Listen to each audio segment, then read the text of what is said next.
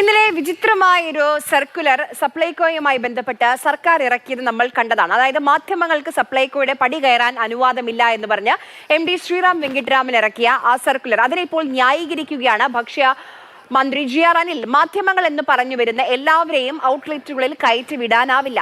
Online മാധ്യമങ്ങൾ എന്ന പേരിൽ എല്ലാവരും വരികയാണ്. അനുവാദം വാങ്ങിച്ചിട്ട് ദൃശ്യങ്ങൾ എടുക്കുന്നതിൽ തെറ്റില്ല.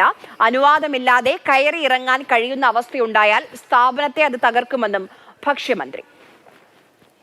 അത് അനുവാദം വാങ്ങിച്ചിട്ട് അവിടെ എടുക്കുന്നതിനൊന്നും ആരും എതിരല്ല, ഗവൺമെന്റിനും അതിന് എതിരൊന്നുമില്ല. നാളെയും എല്ലാ മാധ്യമങ്ങൾക്കും ജസ്റ്റ് അതിൻ്റെ ഒരു അനുവാദത്തോട് കയറുന്നത് പൂർണ്ണമായിട്ട് സ്വാഗതം ചെയ്യുകയാണ്. പക്ഷേ അനുവാദമില്ലാതെ മാധ്യമമെന്ന് പറഞ്ഞ് വരുന്ന എല്ലാവരെയും അങ്ങനെ കയറി ഇറങ്ങാൻ കഴിയുന്ന ഒരു അവസരം നൽകിയാൽ അത് ആ സ്ഥാപനത്തെ തകർക്കുന്ന സ്ഥിതി വരും. അതുകൊണ്ടാണ് അങ്ങനെ പോകുന്നത്.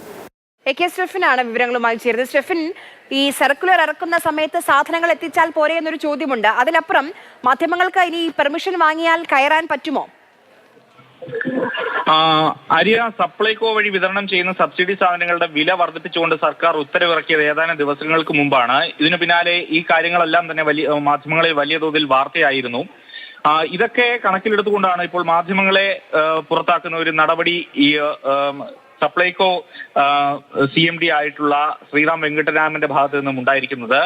അത് ന്യായീകരിക്കുന്ന നിലപാടാണ് ഇന്ന് ഭക്ഷ്യമന്ത്രി GR അനിലും സ്വീകരിച്ചിരിക്കുന്നത്. മാധ്യമങ്ങൾ എന്ന് പറഞ്ഞു വരുന്ന എല്ലാവരെയും ഔട്ട്ലെറ്റുകളിൽ കയറ്റിവിടാൻ ആകില്ല എന്നുള്ള ഒരു നിലപാട് അദ്ദേഹം സ്വീകരിക്കുന്നു. ഓൺലൈൻ മാധ്യമങ്ങളിലൊക്കെ പലതോതിൽ വാർത്തകൾ ഒക്കെ തന്നെ വരുന്നുണ്ട്.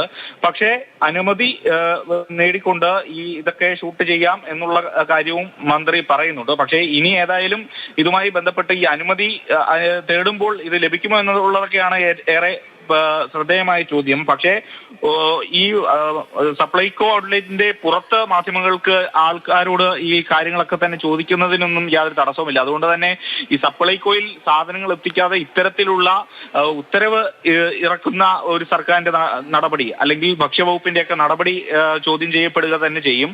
ഏതായാലും മന്ത്രിയും ഈ CMD ആയിട്ടുള്ള ശ്രീറാം വെങ്കിട്ടരാമന്റെ നിലപാടിൽ ആ സർക്കുലറിനെ ന്യായീകരിക്കുന്ന ഒരു നിലപാടാണ് ഇപ്പോൾ എടുത്തിരിക്കുന്നത്. ശരി.